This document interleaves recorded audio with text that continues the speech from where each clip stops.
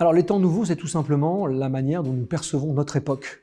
Ces temps nouveaux, c'est une manière de montrer que nous avons rompu avec le passé, c'est-à-dire que ce qui existait dans les Trente Glorieuses, bien ou mal d'ailleurs, était fait dans des conditions qui ne sont plus réplicables aujourd'hui. Donc il est nécessaire de tracer un nouveau récit pour pouvoir appréhender notre époque et surtout préparer l'avenir.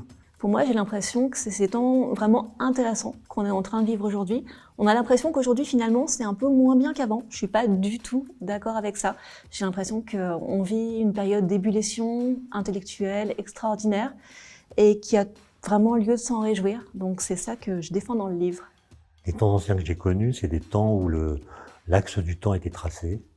On arrivait à se représenter le futur d'une façon à la fois crédible et attractive.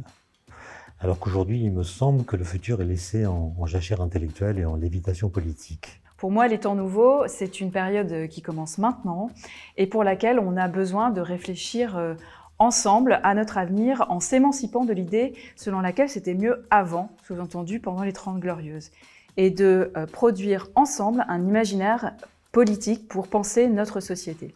Les temps nouveaux, pour moi, c'est ce que je ne connais pas, c'est l'envie de se projeter dans un ailleurs, en ayant plus d'envie que de peur.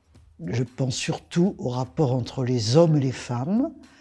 Comment étaient-ils, ce qu'ils deviennent, quelles sont les perspectives d'avenir pour ces rapports entre les sexes qui sont des rapports historiquement construits.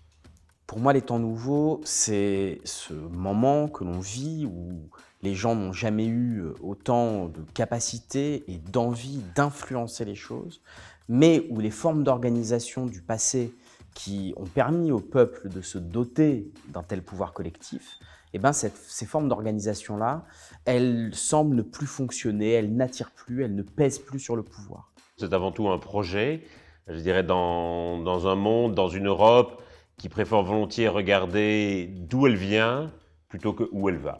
Les temps nouveaux, ce sont ces temps qui vont arriver, je l'espère, dans pas trop de temps, qui seront des temps de sobriété, de suffisance, de prendre soin, qui supposeront, pour leur avènement, que nous avons compris que la menace principale, c'est la menace écologique contre laquelle nous devons nous organiser, et nous organiser en faisant société, en renforçant nos liens au niveau européen, et en essayant de mettre la transition écologique et sociale au centre de nos priorités. Pour moi, c'est la capacité qu'on aura à répondre aux enjeux fondamentaux qui se posent à nos sociétés en termes environnementaux, en termes de progression des inégalités, en termes démocratiques, tout en restant à hauteur de femmes et d'hommes, c'est-à-dire en répondant concrètement au pouvoir de vivre auquel chacun d'entre nous aspire.